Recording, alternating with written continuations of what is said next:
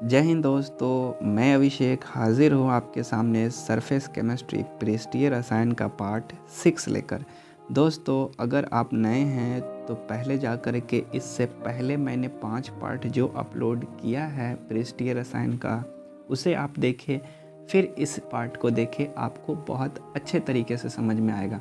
दोस्तों, अगर आप मेरे चैनल पे नए हैं तो जा कर के सबसे पहले मेरे चैनल को अभी सब्सक्राइब कीजिए, बेल आइकन को प्रेस कीजिए और मेरे चैनल का हिस्सा बनिए। चलिए दोस्तों, आज छठे पार्ट में हम लोग क्या प्रश्न देखने वाले हैं, क्या कंसेप्ट रहने वाले हैं, उसको चर्चा करते हैं। तो दोस्तों, आज छठे पार्ट में हम लोग पढ़ने वाले हैं कोलाइडी विलयन। हम लोग पढ़ रहे थे पिछले क्लास में, उसी को कंटिन्यू करने वाले हैं। तो कोलाइडी विलयन के यहाँ प्रकार को देखने वाले हैं और कैसा प्रकार, ये कणों पे आधारित प्रकार हम पढ़ेंगे। ठीक है, तो कणों के आधार पे कोलाइडी विलयन के प्रकार को पढ़ने की कोशिश करेंगे। देखिए दोस्तों, सबसे पहले ये 2 प्रकार का होता है। कौन कौन सा होता है उसे भी देखेंगे दोस्तों। पहला होता है द्रव स्नेही कोलाइडी विलयन और दूसरा होता है द्रव विरोधी कोलाइडी विलयन। चलिए दोस्तों, प्रश्न कैसे आते हैं बोर्ड एग्जाम में उसका भी हम चर्चा करते हैं दोस्तों। तो द्रव स्नेही कोलाइडी विलयन और द्रव विरोधी कोलाइडी विलयन, पहला प्रकार का प्रश्न ये आएगा कि इन दोनों को परिभाषित करें। दूसरा प्रकार का ऐसे प्रश्न आएगा कि इन दोनों में अंतर क्या है वो बताएं। 3-4 अंतर आपसे पूछ लिया जाएगा। ठीक है, शॉर्ट क्वेश्चन ही बनते हैं दोस्तों। तो उन दोनों प्रकार के हम प्रश्न का आंसर देखेंगे। अभी आप इतना जान लीजिए कि आपके लिए ये बहुत ही VVI मतलब 3 से 4 बार पूछ चुका गया है अभी पिछले 10 सालों में। ठीक है दोस्तों, तो बहुत ही ज़्यादा इम्पोर्टेंट है ये आपके लिए। चलिए एक एक करके हम पढ़ना स्टार्ट करते हैं। पहले जानिए दोस्तों इस वर्ड का मीनिंग। द्रव स्नेही मतलब क्या होता है, स्नेह मतलब क्या होता है दोस्तों। स्नेह मतलब होता है कि लव, स्नेह मतलब होता है लव। तो जो किससे लव करता हो, द्रव से, लिक्विड से जो लव करता हो वो द्रव स्नेही कोलाइडी होगा। और जो विरोधी का मतलब क्या होता है दोस्तों, या फिर विरागी का मतलब क्या होता है दोस्तों, जो नफरत करता हो द्रव से, द्रव के जैसा नहीं बनने की कोशिश करता होगा, वो क्या होता होगा, वो द्रव विरागी या द्रव विरोधी कोलाइडी विलयन होता होगा।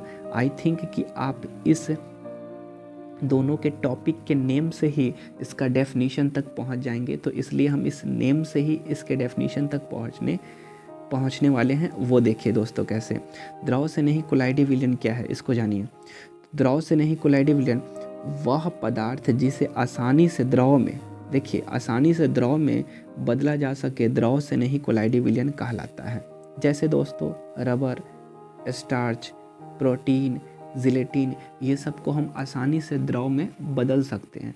जबकि अगर हम बात करें सोने, चांदी, तांबे, ये सब जैसे लोहा, ये सब को आसानी से बदला तो जा सकता है द्रव में, लेकिन क्या आसानी से नहीं बदला जा सकता है।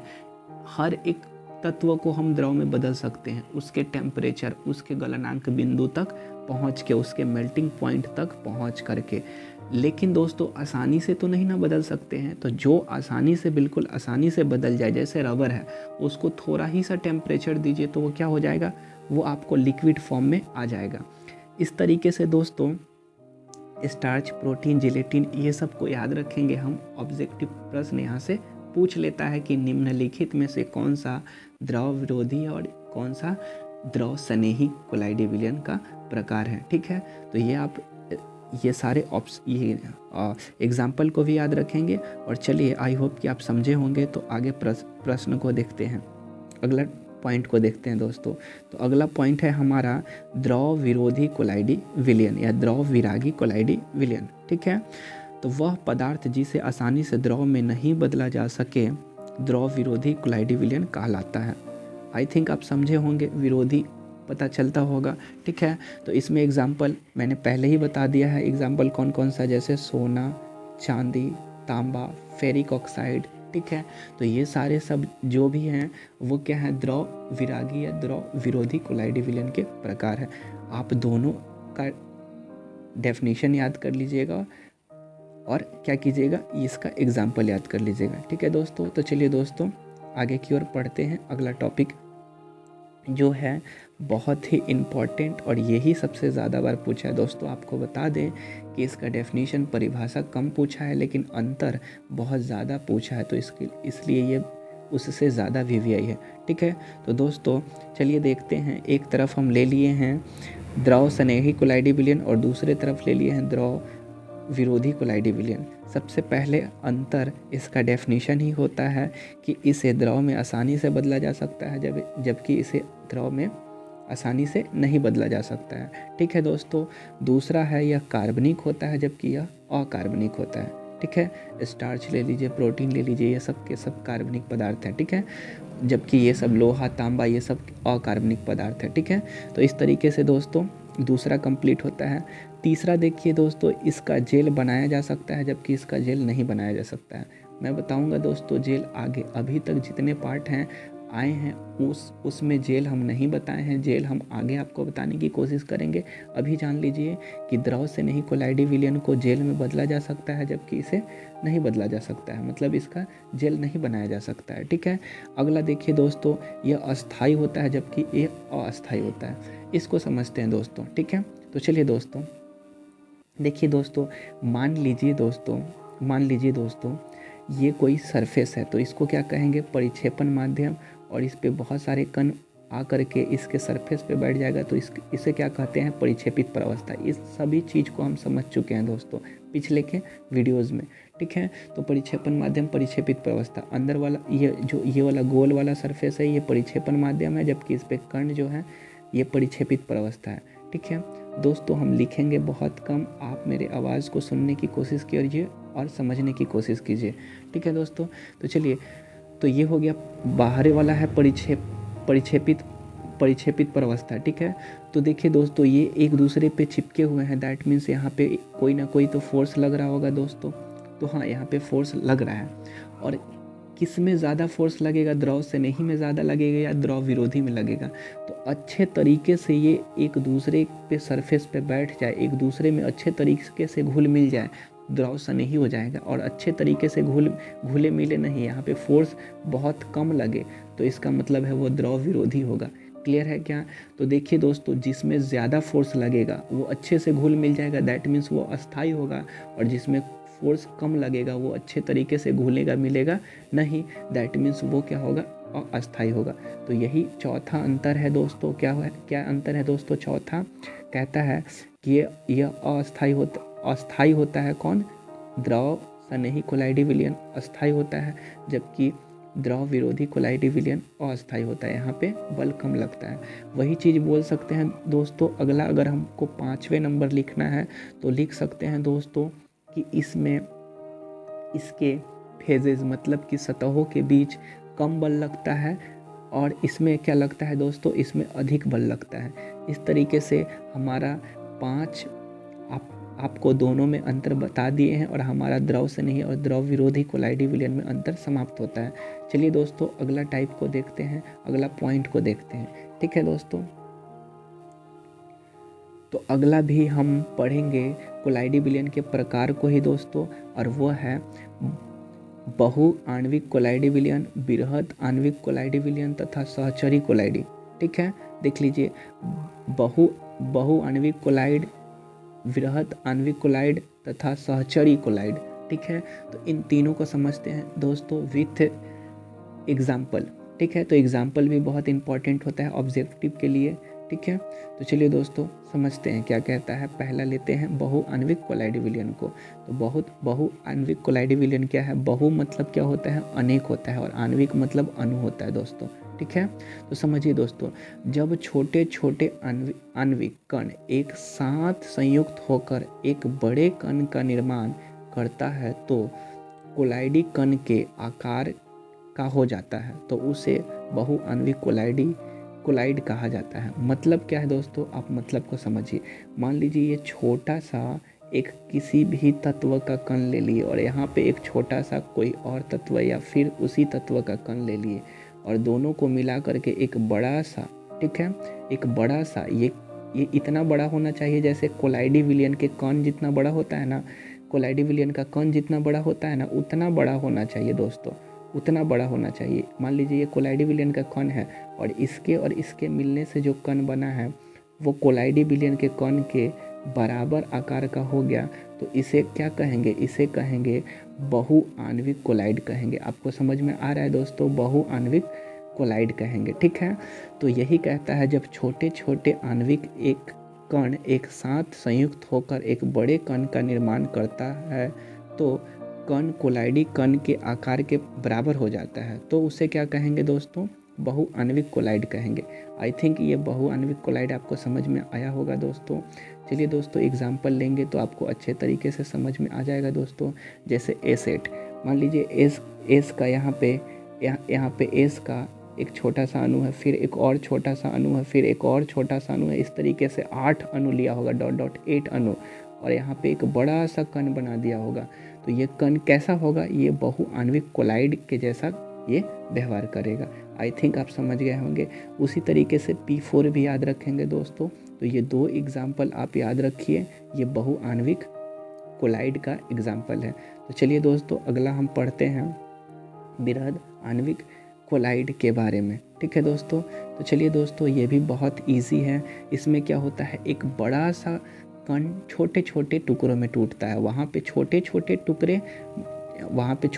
टुकड़े एक बड़े कण में बदल रहे थे, जबकि यहाँ पे क्या होंगे, एक बड़ा सा कण छोटे छोटे टुकड़े में बदल जाएगा, ठीक है।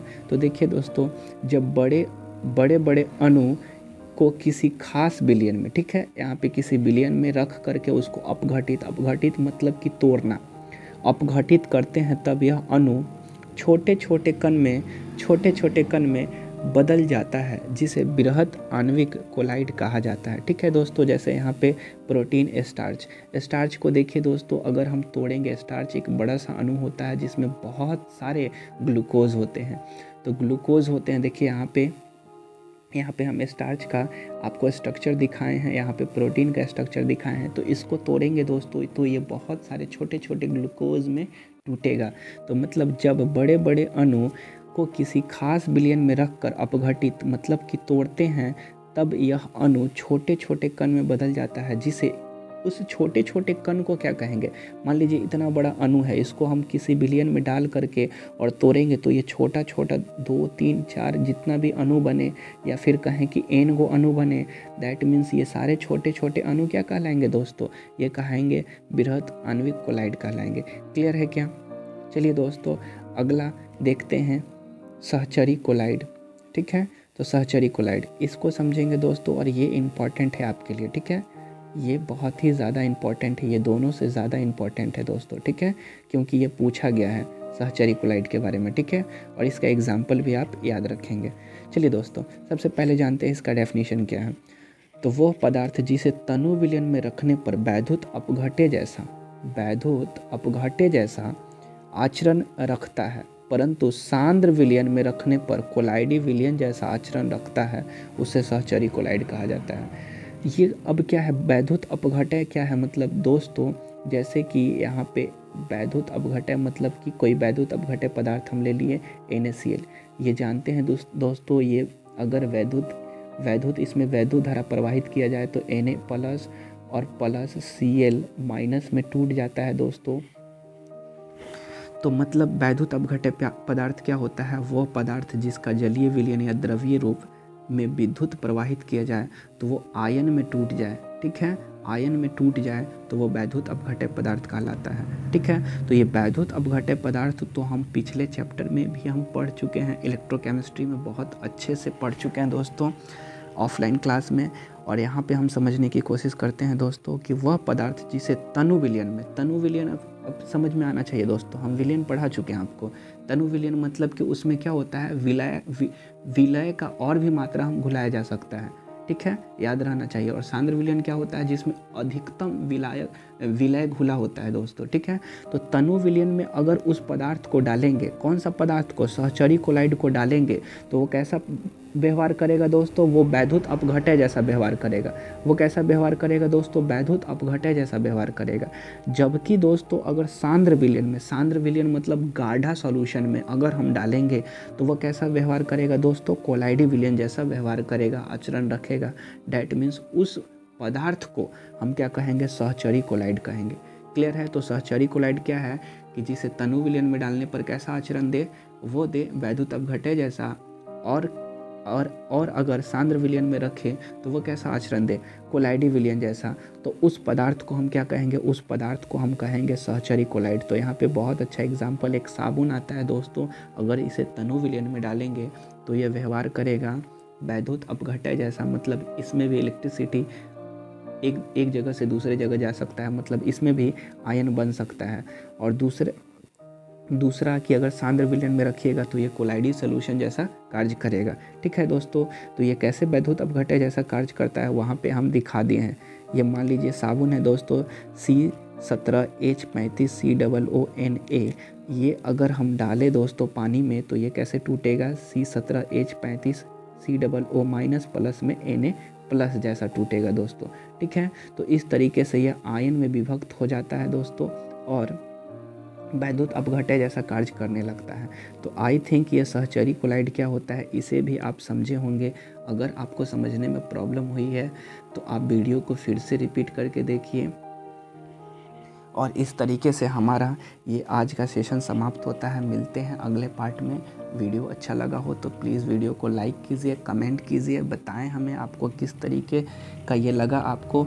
और मिलते हैं अगले पार्ट में जल्द से जल्द, कोशिश करते हैं जल्द आए हम। चलिए, जय हिंद, जय भारत।